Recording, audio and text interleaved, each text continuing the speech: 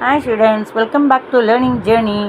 நம்ம தொண்டை இருக்குது, இதை நம்ம தொண்டைன்னு நினச்சிக்கோங்க. நம்ம சாப்பிட்றோம், சிலப்போ பசியோடு வருவோம்.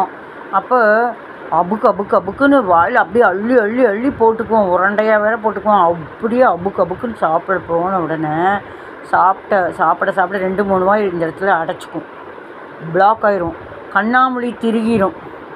அப்போ யாராவது பேசினா கூட பேச முடியாது நம்மளால். கொஞ்சம் கொஞ்சமாக எச்சையை முள்ளமாக முழுங்கி ஒவ்வொரு பருக்கியாக ரிலீஸ் ஆகும்.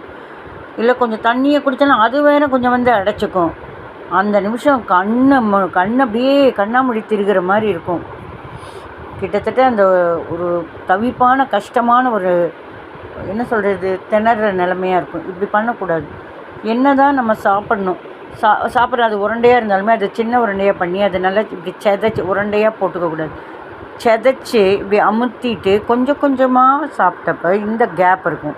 இந்த கேப்பில் போகிறப்ப நமக்கு எந்த கஷ்டமும் இருக்காது. நம்ம முழுங்குறோம், எச்சையும் இந்த வழியாக போய்க்கும், சாப்பாடும் போய்க்கும். இந்த இடத்துல எச்சையும் போக வழியில், தண்ணியும் குடிக்க வழியில், கப்புன்னு அடைச்சி ஐயோ ஒரு வழி ஆயிரும்.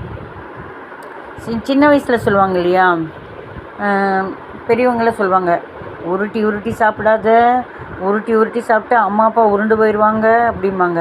ஐயோ எனக்கு அம்மா வேணும் அப்பா வேணும், அவங்கள உருண்டு போகக்கூடாது, நான் வேணால் கம்மியாக சாப்பிட்றேன் அப்படின்னு நம்ம சின்ன வயசில் கூட நம்ம அம்மா அப்பா மேலே அன்பு இருக்கிறதுனால சரிப்படுத்தியிருப்போம் இல்லையா.